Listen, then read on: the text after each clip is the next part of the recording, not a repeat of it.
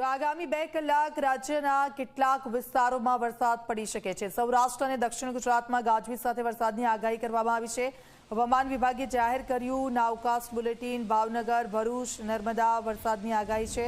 તો આ તરફ છોટાઉદેપુર, વડોદરા, સુરત અને તાપીમાં પણ વરસાદની શક્યતા છે। અમદાવાદ, સુરેન્દ્રનગર, રાજકોટમાં વરસાદની શક્યતા। દ્વારકા, પોરબંદર, જૂનાગઢમાં હળવા વરસાદની શક્યતા।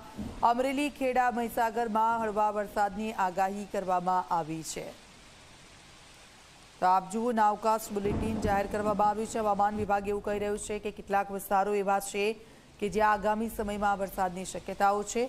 છોટાઉદેપુર, સુરત, વડોદરા, તાપી, અમદાવાદ, સુરેન્દ્રનગર, રાજકોટમાં પણ વરસાદની શક્યતા છે। એટલે મધ્ય ગુજરાતમાં પણ વરસાદની હવામાન વિભાગ તરફથી આગાહી કરવામાં આવી છે। તો ઉત્તર ગુજરાતમાં પણ મેઘમહેર થઈ શકે છે એવું હવામાન વિભાગનું કહેવું છે। આપ જુઓ દક્ષિણમાં તો સતત વરસાદ વરસી રહ્યો છે અને દક્ષિણના અમુક વિસ્તારો એવા છે કે જ્યાં અવિરત વરસાદ અને તેને કારણે નીચાણવાળા વિસ્તારોમાં પાણી પણ ભરાઈ ગયા છે। પરંતુ અમદાવાદમાં વરસાદ ક્યારે, એટલે કે મધ્ય ગુજરાત અને ઉત્તર ગુજરાતમાં સારો વરસાદ ક્યારે તેની રાહ જોવાઈ રહી છે। તો તેને લઈને પણ આજે હવામાન વિભાગ તરફથી શક્યતાઓ વ્યક્ત કરવામાં આવી છે। કારણ કે રાહ જોવાઈ રહી છે વરસાદની રાહ એટલા માટે જોવાઈ રહી છે કારણ કે એક રાઉન્ડ વરસાદનો શરૂ થયો અને જે રીતે વરસાદ વરસ્યો હતો ત્યારબાદ લોકોને રાહત થઈ હતી મધ્ય ગુજરાત અને ઉત્તર ગુજરાતના લોકોને। પણ એ દિવસ પછી વરસાદ ક્યાંય દેખાયો નથી અને ઉકળાટનો જે અનુભવ લોકો કરી રહ્યા છે, વરસાદની રાહ જોઈ રહ્યા છે। ત્યારે નાવકાસ્ટ બુલેટિનમાં એવું કહેવામાં આવ્યું છે કે વરસાદની શક્યતાઓ દેખાઈ રહી છે। સપના શર્મા અમારી સાથે જોડાઈ ગયા છે। સપના, દક્ષિણની જો વાત કરવામાં આવે તો સુરત છે, વલસાડ છે, ભરૂચ છે, જગ્યા પર તો હાલ વરસાદી માહોલ છે। મધ્ય ગુજરાત અને ઉત્તર ગુજરાત માટે હવામાન વિભાગ શું કહી રહ્યું છે?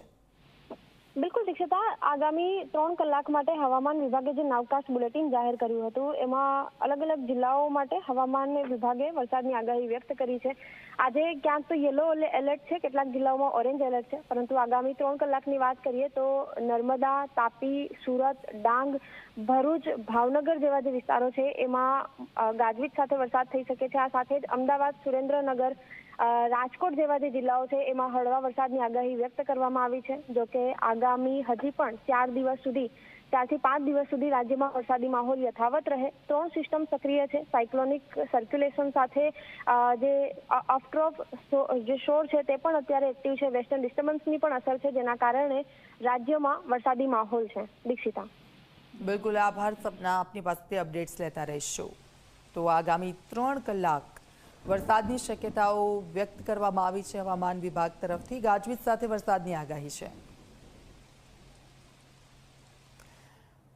શરૂઆત કરીએ ફટાફટ ખબરોની। નર્મદાના